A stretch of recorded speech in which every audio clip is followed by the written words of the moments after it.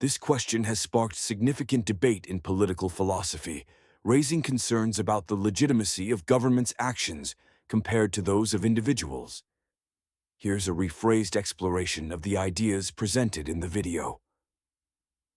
The comparison between governments and individuals. St. Augustine once shared a symbolic story of a pirate who, when captured by Alexander the Great, remarked, "Because I do my acts with a small ship, I am called a pirate. You do it with a great fleet, and you are called an emperor."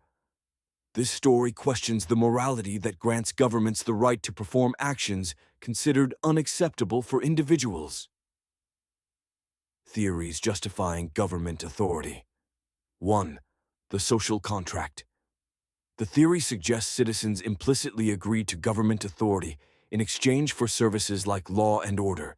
However, no one has signed such a contract, nor is there a clear way to reject it, making its legitimacy questionable. 2. Implicit consent.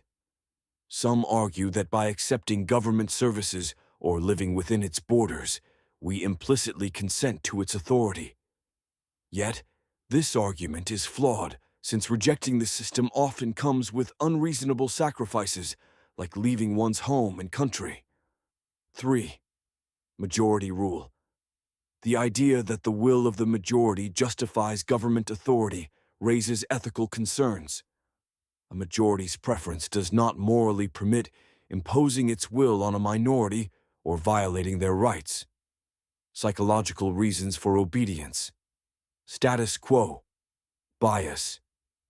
Humans tend to favor existing systems due to fear of change and a preference for stability, leading to acceptance of government authority without question. Stockholm Syndrome. Like hostages who develop empathy for their captors, citizens may defend governments, even when oppressive, viewing them as necessary protectors. Cognitive dissonance. To reconcile the discomfort of supporting immoral government actions, like funding wars through taxes, people justify their obedience by believing in the government's legitimacy. A call for critical thinking. History shows that blind obedience to governments has caused far greater harm than disobedience. Wars, genocides, and authoritarian regimes highlight the dangers of unquestioning loyalty. Questioning political authority is not a threat to order, but a safeguard against tyranny. Adherence to moral principles. Certain laws, like prohibitions against theft or murder, align with universal moral principles and should be followed, not because of government authority, but because of their intrinsic ethical value.